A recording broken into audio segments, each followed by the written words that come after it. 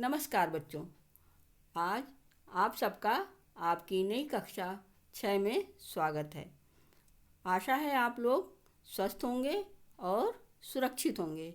बच्चों, आज हम आप लोगों के साथ संज्ञा विषय पर चर्चा करेंगे।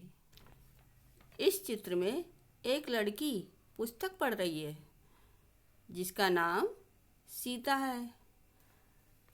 अब यह वाक्य दोबारा पढ़ते हैं।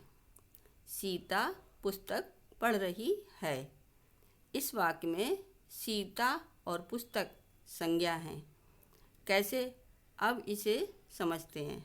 बच्चों, सीता एक लड़की का नाम है और वह एक व्यक्ति है और किसी भी व्यक्ति का नाम संज्ञा कहलाता है। अब बात करते हैं पुस्तक की। पुस्तक क्या है? पुस्तक एक वस्तु है और किसी वस्तु के नाम को संज्ञा कहते हैं, इसलिए पुस्तक भी संज्ञा है। समझ गए बच्चों? कुछ और उदाहरण लेते हैं। कश्मीर बहुत सुंदर है। इस वाक्य में बच्चों आया शब्द कश्मीर एक स्थान का नाम है और स्थान के नाम को संज्ञा कहते हैं, इसलिए यहाँ कश्मीर संज्ञा है। एक और उदाहरण देखते हैं बच्चों। आज बहुत गर्मी है। इस वाक्य में आया गर्मी शब्द एक भाव है जिसे अनुभव किया जा रहा है और भाव के नाम को संज्ञा कहते हैं, इसलिए गर्मी शब्द संज्ञा है। आइए बच्चों, अब संज्ञा की परिभाषा देखते हैं। किसी भी व्यक्ति, वस्तु, प्राणी, भाव या स्थान के नाम को संज्ञा कहते हैं। इस प्रकार आप लोगों को उदाहरण के द्वारा संज्ञा के बारे में समझ आ गया होगा। इसके बाद बच्चों हम संज्ञा के भेद यानी उनके प्रकार पढ़ेंगे। संज्ञा के 3 भेद होते हैं। पहला व्यक्तिवाचक संज्ञा, दूसरा जातिवाचक संज्ञा, तीसरा भाववाचक संज्ञा। अब बच्चों हम संज्ञा के तीनों भेदों को उदाहरण सहित समझते हैं। पहला व्यक्तिवाचक संज्ञा। यहाँ आपको बच्चों सचिन तेंदुलकर, मोर, रामायण और ताजमहल चित्र में दिखाई दे रहे होंगे। जैसे सचिन तेंदुलकर एक प्रसिद्ध खिलाड़ी है। सचिन एक विशेष व्यक्ति का नाम है।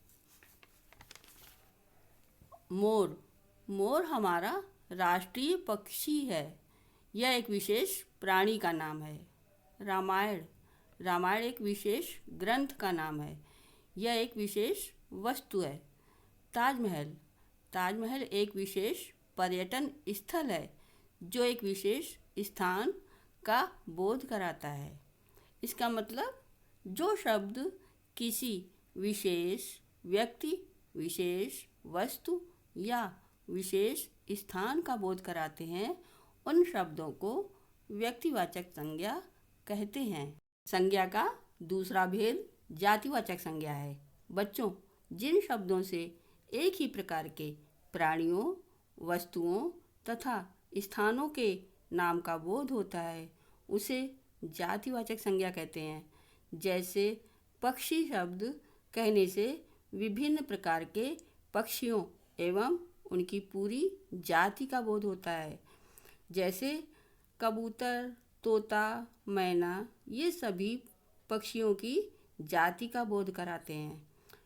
इसी तरह कार शब्द कहने से छोटी, बड़ी, देशी, विदेशी सभी कारों का बोध होता है। बच्चों, अगले चित्र में आप लोगों को अंगूर, संतरा, केला इत्यादि दिखाई दे रहे हैं। इन सभी को हम एक साथ फल बोलते हैं। इस तरह फल शब्द जातिवाचक संज्ञा का बोध कराता है। बच्चों, भाववाचक संज्ञा। बच्चों, जिन शब्दों से किसी प्राणी या वस्तु की स्थिति, भाव या दशा का बोध हो वे भाववाचक संज्ञा कहलाते हैं। जैसे बुढ़ापा, मित्रता इत्यादि। बच्चों, यहाँ बुढ़ापा शब्द द्वारा किसी व्यक्ति या प्राणी की अवस्था या दशा का पता चल रहा है। इसी तरह मित्रता शब्द में लोगों के मन के भाव प्रकट हो रहे हैं। आइए बच्चों, इसके कुछ और उदाहरण देखते हैं। राम आज बहुत खुश है। मुझे मेरा बचपन याद है। आज मुझे बहुत प्यास लग रही है। यहाँ खुश, बचपन, प्यास भाववाचक संज्ञा है। अब आइए बच्चों, कुछ भाववाचक संज्ञाएं बनाना सीखते हैं। भाववाचक संज्ञा 4 प्रकार के शब्दों से बनती है। जातिवाचक संज्ञाओं से, सर्वनामों से, विशेषणों से, क्रियाओं से।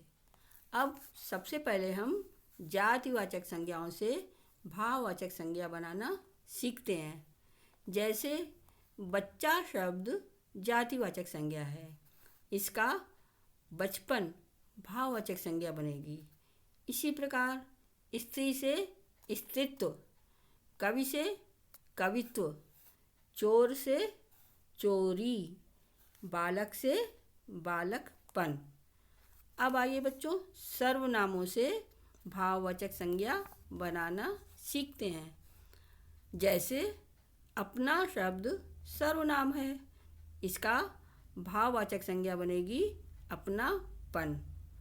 पराया का परायापन, निज का निजता, स्व का स्वत्व, मम का ममत्व। अब आइए बच्चों, विशेषणों से भाववाचक संज्ञा बनाना सीखते हैं। जैसे मीठा शब्द विशेषण है, इसकी भाववाचक संज्ञा बनेगी मिठास।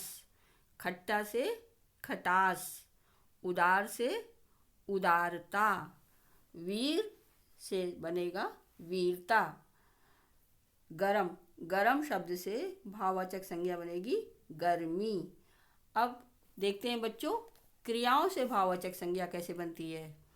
जैसे क्रिया शब्द है हंसना, तो हंसना से भाववाचक संज्ञा बनेगी हंसी।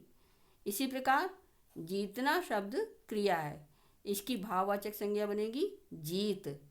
हारना से हार, लिखना से लिखाई। पढ़ना शब्द से भाववाचक संज्ञा बनेगी पढ़ाई।